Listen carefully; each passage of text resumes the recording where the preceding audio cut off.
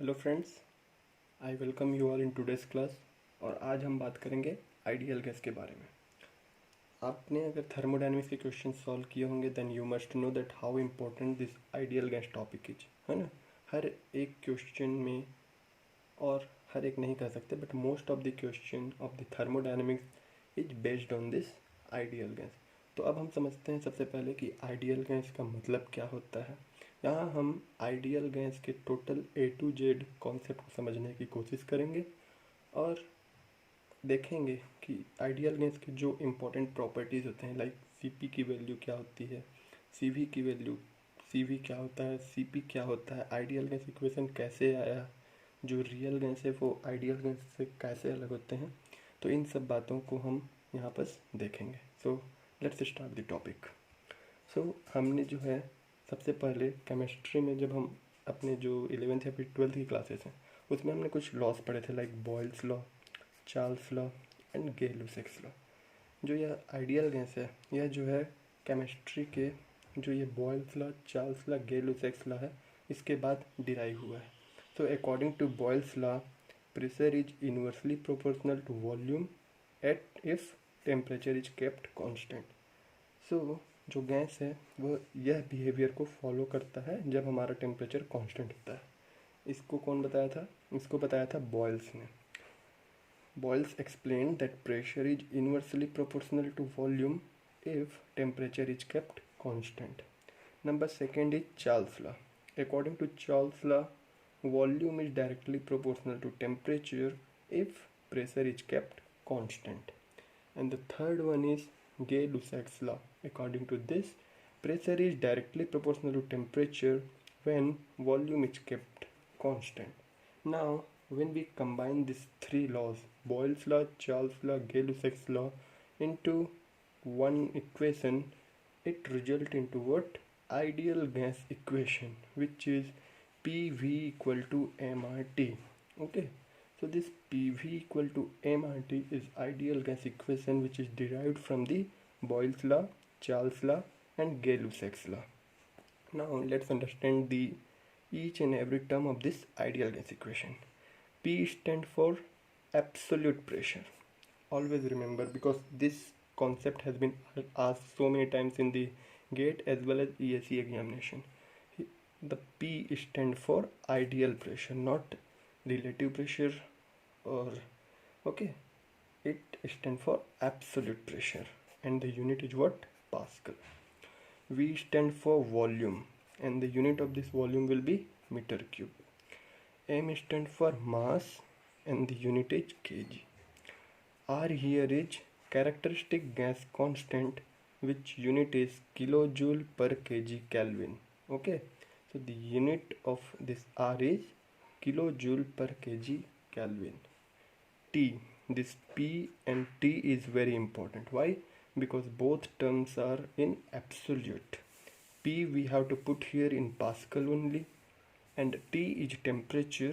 But what temperature? It is absolute temperature. Absolute temperature means the temperature in Kelvin. So while solving the question, be aware that you have to put P here in the Pascal unit and T in Kelvin. Okay, so now if someone will ask you that what is ideal gas, so the gas which follow ideal gas equation at all pressure, temperature and volume is called ideal gas. Okay, I hope कि यहाँ तक तो अब आपको समझ में आ गया होगा कि आइडियल गैस किसे कहते हैं। आइडियल गैस कहते हैं उस गैस को जो फॉलो करता है यह ideal gas equation PV equal to mRT at all pressure, temperature and volume is called ideal gas. Okay, अब इतना आपको ये Boyle's law, Charles law, Gay-Lussac's law इससे यह डिराइव हुआ है, but I will prefer to, क्योंकि हर कोई इसे याद करता है तो आप रिवर्स याद कर लीजिए याद करने के लिए। क्योंकि देखिए pressure is inversely proportional to volume, it is what? Boyle's law. V is directly proportional to T, this is Charles law. P is directly proportional to T, this is Gay-Lussac's law. Okay, अब आगे बात करते हैं।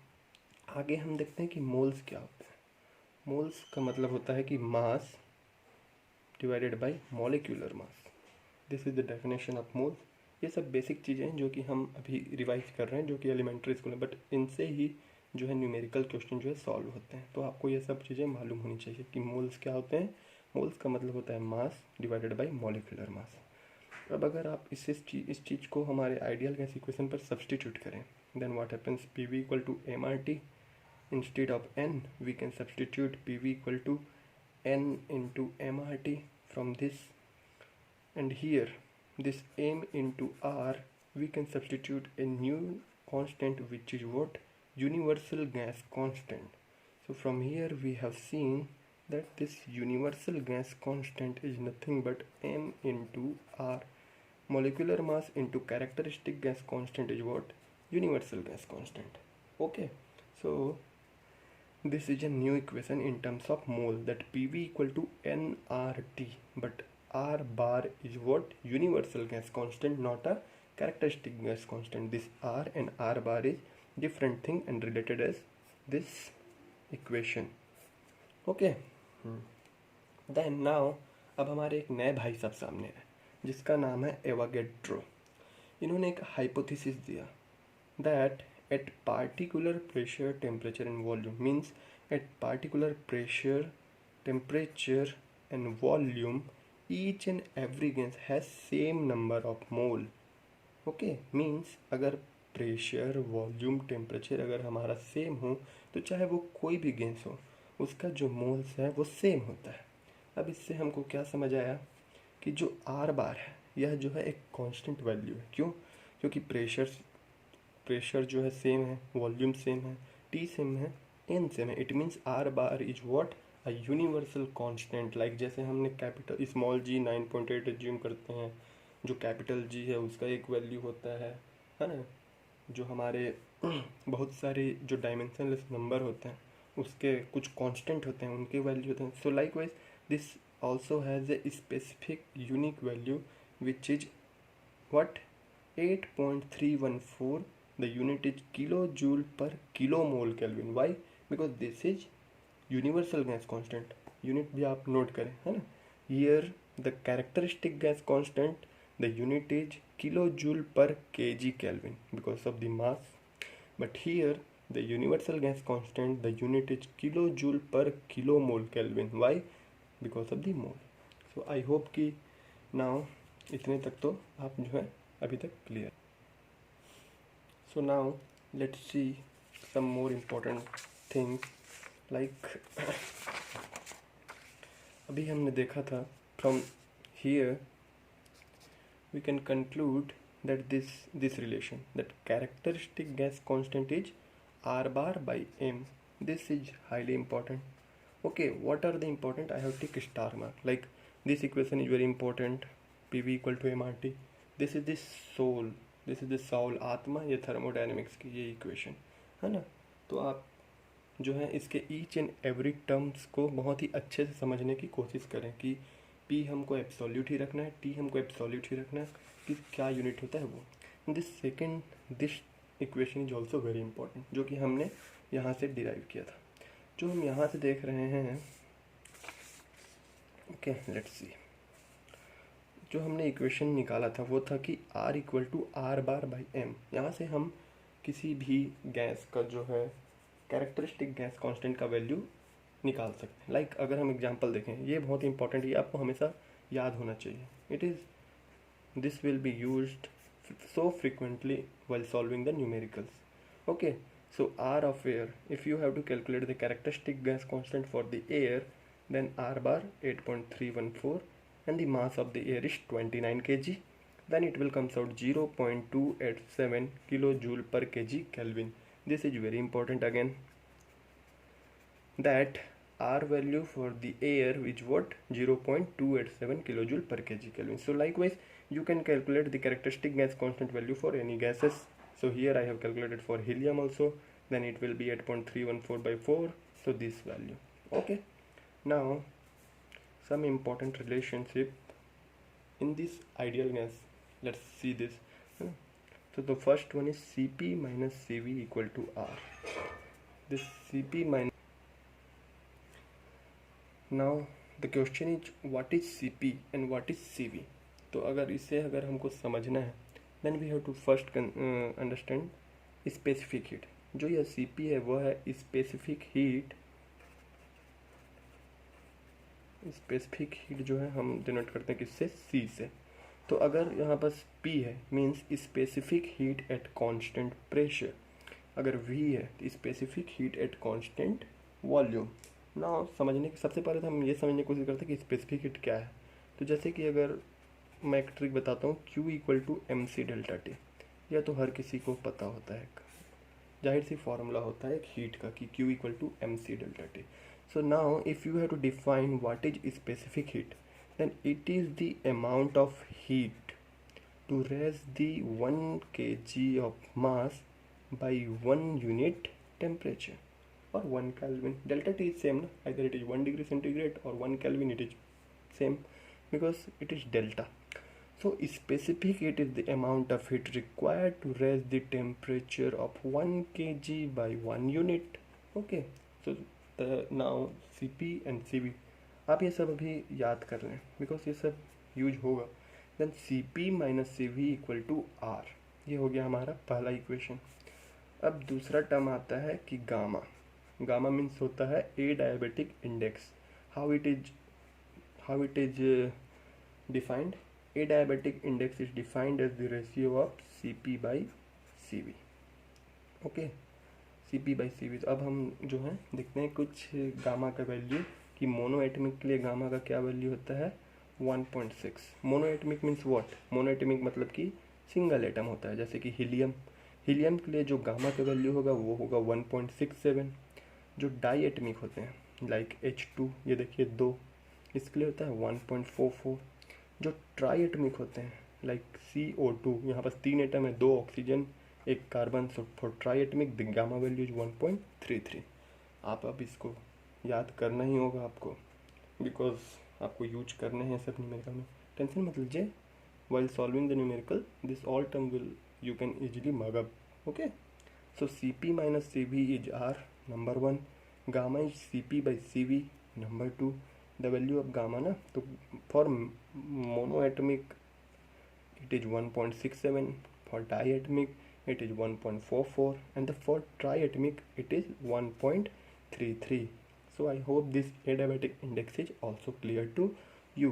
Now okay, from here you can write Cp as what, you can write Cp as gamma times Cv, है ना, from here. Then you can substitute this value here. So Cp minus Cv means Cp minus Cv equal to R. Okay, this Cp minus Cv equal to R, taking Cv constant, we have Cv taking common, gamma minus 1 equal to R. So here we know Cv is what, R by gamma minus 1. Okay, likewise you can know the value of Cp also. So there is another formula, Cv equal to R by gamma minus 1, Cp equal to gamma R by gamma minus 1। ये भी आपको याद होना चाहिए कि Cv का मतलब होता है R by gamma minus 1। Again R को हम लिख सकते हैं R bar by M gamma minus 1। वैसे ही Cp का होता है gamma R by gamma minus 1, जिसको लिख सकते हैं gamma R bar by M। R को सब्स्टिट्यूट कर दिया हमने R बार बाई M से गामा माइनस 1। अब जो है अगर आपको कहा जाए कि Cp of helium, Cv of helium या फिर CO2, you can now I think easily calculate. जैसे कि अगर आपको कहा जाए कि हीलियम के निकालिए, R बार आपको पता है 8.314, मास आपको पता है 4, गामा जो है पता है आपको क्योंकि ये मोनो एटमिक है तो 1.67 minus 1, you can calculate Cv, you can also calculate Cp। Okay, तो ये सब ट्रिक जो है आपको न्यूमेरिकल्स में काम आएंगे। ओके, सो आई होप कि अब Cp एंड Cv अगर आपको किसी मॉलिक्यूल्स के निकालने के लिए बोला जाए so you can easily calculate the value of Cp and Cv for any gas. वैसे this is also highly important now. The R value of air, the Cp value of air is 1.005, the Cv value of air is 0.718 kilojoule per kg Kelvin. This thing also you have to remember, you have to mug up this thing. All the values of the air, like R of air is 0.287, Cp is 1.005 and Cv is 0.718 kilojoule per kg Kelvin. You must by heart it. Okay. So now let's moving ahead. We have completed this. Okay. Now the most important theoretical part which is frequently asked in the ESE examination कि भाई देखो PV equal to MRT, हमने ये equation derive तो किया है by boils law, Charles law, है ना, लेकिन इसमें हमने सर्टन एजम्पशंस लिए हैं. This is not applicable for the real gases. जो हम देखते हैं कि सामान्य जो हमारे ऑक्सीजन हो गया, नाइट्रोजन हो गया, जो हमारे रियल गैसेज जो रियल में एग्जिस्ट करते हैं उनमें ये एप्लीकेबल नहीं है. बिकॉज इन द डेरिवेशन, ये डिराइव कहाँ से हुआ है? ये डिराइव हुआ है काइनेटिक थ्योरी ऑफ गैसेस, जो कि हमने अपने स्कूल के दिनों में और कॉलेज में भी पढ़ा है. सो हियर प्रेशर हम जो है काइनेटिक थ्योरी ऑफ गैसेस में प्रेशर क्या होता है? प्रेशर का मतलब होता है कि जो काइनेटिक एनर्जी, जो मॉलिक्यूल्स हैं, जो एक कंटेनर में जो मॉलिक्यूल्स है, जब वो सिलेंडर जो ये वॉल ऑफ द कंटेनर को जब हीट करते हैं तो कितना प्रेशर एक्सर्ट करते हैं, उसे ही हम प्रेशर कहते हैं. वॉल्यूम का मतलब क्या होता है? वॉल्यूम का मतलब क्या वॉल्यूम ऑफ मॉलिक्यूल्स होता है? रॉन्ग. वॉल्यूम का मतलब होता है फ्री वॉल्यूम. वॉल्यूम का मतलब होता है वॉल्यूम ऑफ द कंटेनर, है ना. प्रेशर का मतलब होता है कि कितना जो मॉलिक्यूल्स है जो कंटेनर को हिट करता है उसे हम प्रेशर कहते हैं. वॉल्यूम का मतलब होता है कि वॉल्यूम ऑफ द कंटेनर, जो फ्री वॉल्यूम, जो फ्री स्पेस अवेलेबल है फॉर द मॉलिक्यूल्स, ये होता है हमारा वॉल्यूम. मास तो आपको पता है, आर भी आपको पता है, t is the temperature. Okay. So for the derivation of this ideal gas equation there is two main assumptions we have taken. The number first one is there is no any intermolecular force of attraction among the molecules. Means कि जो molecules हैं उनके बीच कोई भी force of attraction नहीं है. There is no any force of attraction. This is number one assumption we have taken for this derivation.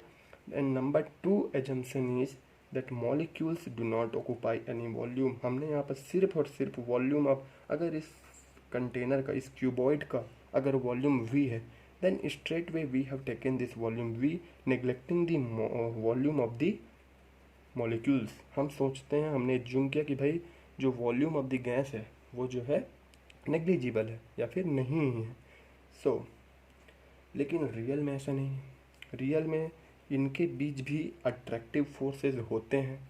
Real में भी अगर मैं इस सारे गैस मॉलिक्यूल को कॉम्पैक्ट कर दूं then there will be certain volume, तो ये भी कुछ एक वॉल्यूम ऑक्यूपाई करते हैं. So the free space available for the molecules is not v but less than v, है ना. फ्री स्पेस जो इनके लिए है वो वी से कम होगा. और जाहिर सी बात है इनके बीच में भी इंटरमोलिकुलर फोर्स होते हैं, भले से कम होते हैं but there is some intermolecular force of attraction among this molecules, है ना. अब यहाँ पर एक वेरी इंपॉर्टेंट नोट पॉइंट जो कि ESE में कई बार पूछा भी जा चुका है कि कोई भी gas, any gas can act like ideal gas under what condition? So this condition you must remember that under high temperature and under low pressure any gas act like ideal gas. This is important statement. अब सोचते हैं कि क्यों ऐसा है. अगर हमारा temperature high है, एट दैट केस जो मॉलिक्यूल है वो दूर दूर भागने की कोशिश करेंगे. या फिर अगर हमारा प्रेशर लो है, भाई हाई प्रेशर करते हैं तो जब हम हाई प्रेशर करेंगे इसको देन मॉलिक्यूल पास आएंगे, but at low pressure molecule दूर दूर जाएंगे. मीन्स ये जो है आइडियल गैस की ओर अप्रोच कर रहे हैं. वाई? क्योंकि अगर गैस जो मॉलिक्यूल्स हैं अगर वो दूर दूर जाएंगे तो उनके बीच में जो फोर्स ऑफ अट्रैक्शन है वो कम होगा. मॉलिक्यूल दूर जा रहा है मतलब फोर्स ऑफ अट्रैक्शन कम हो रहा है. मीन्स यह जो केस है वो आइडियल गैस की ओर जा रहा है ना. आई होप कि आपने समझा. ओके, एक बार और एक्सप्लेन करते हैं कि कोई भी गैस आइडियल गैस की तरह तब बिहेवियर करता है कब? जब वह हाई टेम्परेचर और लो प्रेशर हो. हाई टेम्परेचर में मॉलिक्यूल्स दूर दूर जाते हैं मतलब उनके बीच में जो फोर्स ऑफ अट्रैक्शन है वो कम होता है. तो हमने तो एज्यूम ही किया है no intermolecular force of attraction. That is why in this case any gas act like what? Ideal gas. अब भाई ये तो रियल गैस तो अप्लाई कर नहीं सकते, तो अब जो हमारे साइंटिस्ट हैं उन्होंने कुछ जो है इसमें कुछ जो है सुधार करने की कोशिश की. तो जो पहला जो साइंटिस्ट जो उभर के हमारे सामने आया वो आया क्लॉसियस. तो क्लॉसियस भाई साहब ने क्या बोला कि क्लॉसियस भाई साहब ने इस जो आइडियल गैस इक्वेशन है इसमें हमने जो एजम्पशन लिया था कौन सा? यह वॉल्यूम वाला एजम्पशन, इसे दूर करने का कोशिश किया। उसने जो है कंसिडर किया कि हाँ there is the volume of the this gas particle also, तो उसने एज्यूम किया। तो अगर लेट कि जो अगर हमने सारे मॉलिक्यूल को अगर इकट्ठा किया तो उसका वॉल्यूम बी है, देन उनके लिए फ्री वॉल्यूम कितना अवेलेबल होगा घूमने के लिए, वॉल्यूम जो है पूरे कंटेनर का वी है, गैस का वॉल्यूम बी है, तो उनके पास जो खाली जगह बचा जहाँ पास वो ट्रेवल कर सकते हैं free volume, it will be what, v minus b. So he simply now substituted this free volume in this ideal gas equation. So p into v minus b equal to mRT. This is what Clausius equation. Okay. So इस भाई साहब ने क्या किया, इन्होंने जो volume of molecules है उसे भी कंसिडर किया. So this is now more tending towards the real gases, है ना. अब वॉल्यूम तो इन भाई साहब ने कर दिया. अब इसके बाद जो आया हमारा आया वंडरवाल भाई. सो ही नाउ इसने क्या किया कि इसने क्लॉसियस से एक कदम आगे चलकर इसने जो है जो इंटरमोलिकुलर फोर्स ऑफ अट्रैक्शन है उसको भी कंसिडर किया. इसने कंसिडर करके एक नया फार्मूला दिया जो कि है P plus a by v square v minus b equal to m r t. This equation is known as van der Waals equation and this gives more appropriate result for the real gases. It is more oriented towards the real gas properties. Okay, so here a by v square and this b, a by v square is correction factor for attractive forces and b is the correction factor for volume occupied by the gas. Okay, अब एक question, this question is the previous year ESE question. Okay, this question is previous year ESE question. Now you have to think and reply carefully that in which case pressure will be higher. In ideal case, in ideal case pressure will be higher और in real case pressure will be higher. किस case में pressure जो है higher होता है और क्यों? So the correct answer is pressure will be higher in ideal case compared to real case. Explanation क्यों होता है. आइडियल केस में हम एज्यूम करते हैं कि there is no any intermolecular force of attraction.